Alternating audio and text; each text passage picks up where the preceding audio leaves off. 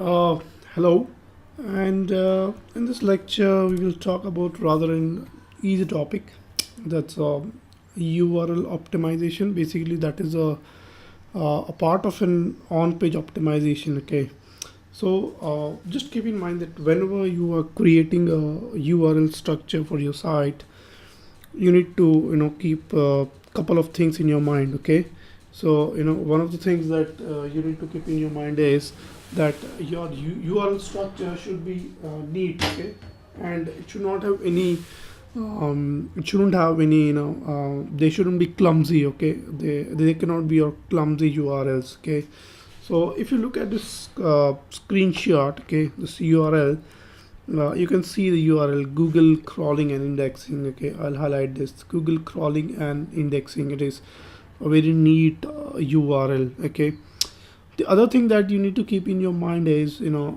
URL is also is one of the basically it's one of the ranking criteria in search engines. Okay, so make sure that you include your keywords in the proper sequence in the URL. Okay, that's an important signal to Google that your page contains relevant keywords. So if you have a keyword like Google crawling and indexing, your URL could have your Google crawling and indexing. Okay, and it has to be in the sequence. Okay, so if you make it Google indexing and crawling, that is different. Okay, so make sure that your sequence of your URLs is very important. Okay, and when we say that you avoid using clumsy URLs, so that is something you need to keep it in your mind as well.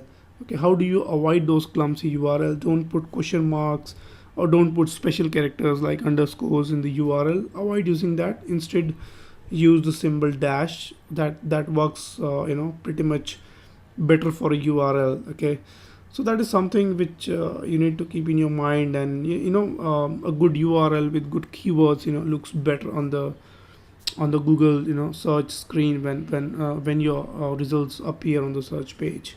Okay, apart from that, there are a couple of things. If you're using WordPress, then a couple of things I would like to show you as well. Okay, so okay, so if you're using WordPress, okay, just make sure that you go to this you go to settings, and in settings you can see this option permalinks. Okay, in the permalinks settings, you can you can basically play with your you can basically play with your settings. Okay, so if you see here, okay, I have like I would do basically so you can have a custom structure. Okay, you can have a post name, you can have a numeric ones. Okay, you can have month and name. Okay, but I generally use the one which I generally use is a post name. Okay, so whatever is your post name. Okay, so your URL will be automatically, it will be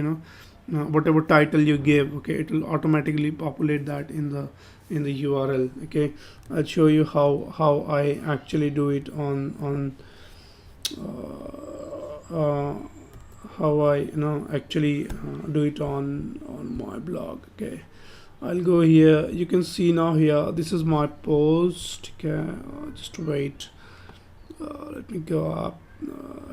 Okay, here you go. You can see this permalink. Okay, so you see this title. Okay, on page SEO step-by-step guide. So when you have that setting, okay, to set this as sample post, you'll get this link on page SEO step-by-step guide automatically. Okay, you can just go and you can edit this if you want. Okay, you can play with it. Okay, so I think that's all for the URL stuff. Okay, I think that should be pretty much fine. Okay, thank you.